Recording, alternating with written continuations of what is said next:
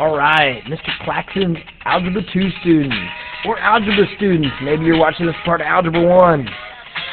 I'm going to go ahead, let Cool in the gang introduce us here. Alright, what are our goals here?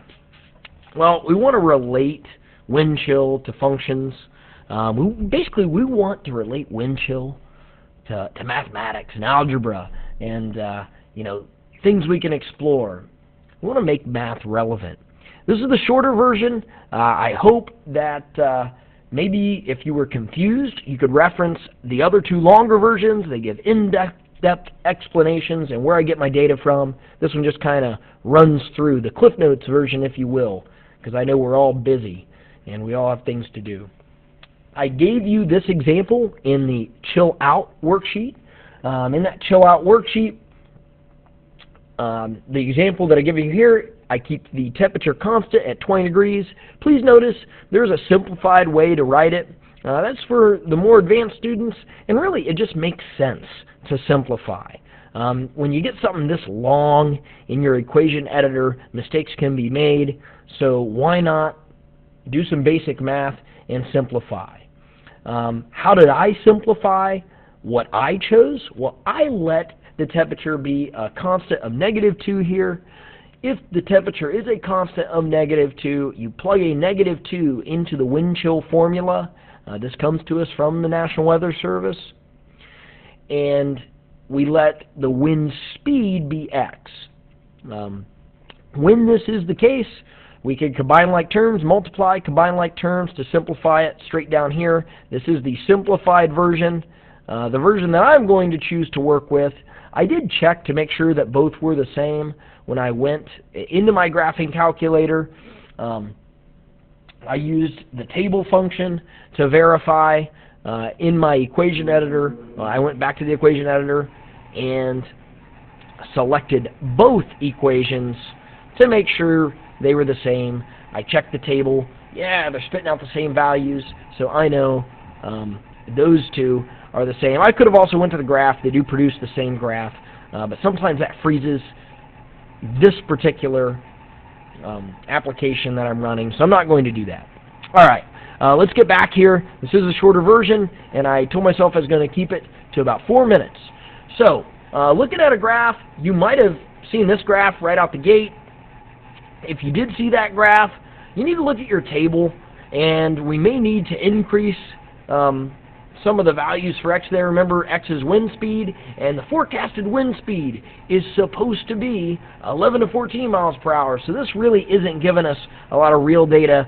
I want to increase for my table anyway, and I can automatically generate a table by going second window. Second window allows me to automatically generate a table. I can see here wind speeds all the way up through 50 miles per hour. Wow, that's crazy, right? So I went ahead and ran the wind speeds through 50 miles per hour. Notice at 50 miles per hour, that's going to yield a temperature of -33 or about -34 degrees Fahrenheit. And so that's how I pick my window. I have to consider here. I have to, if you're confused, one thing you have to consider is that x represents wind speed and y represents temperature, or the wind chill in degrees Fahrenheit. So I go through in the other videos why these aren't good viewing windows, and even what I could do to this viewing window to make it better. I could have made this y max right here, I could have made that 0 to even make it better than what this is. When you do change your viewing window, it's going to change what your graph looks like. You're going to get a different picture, a picture that's a little more relevant. So let's go ahead and take a look at that picture that's a little more relevant here. I'm going to go ahead and hit graph. I hope it doesn't freeze it. Before I hit graph, I'm going back to y equals, and it's frozen. Oh no. You can see the graph down here. Maybe I'll try to blow it up for you. You can see the graph create. Ooh, that's not very big, but it's the best I got to work with right now on this, the third take. Spent a lot of time on this, so this is a better version. I could use the trace feature and analyze the different values when the wind is a different, you know, when it's 10 mile per hour, it's going to feel like negative 18. You go back to that wind chill chart, and you see that that's right there in the zone for what they might use to cancel school. So, you know, please use this, explore it, use this function to kind of make your prediction on whether or not we're going to have school tomorrow. Consider these questions as sort of a bonus here. There are different questions you could pause and look at.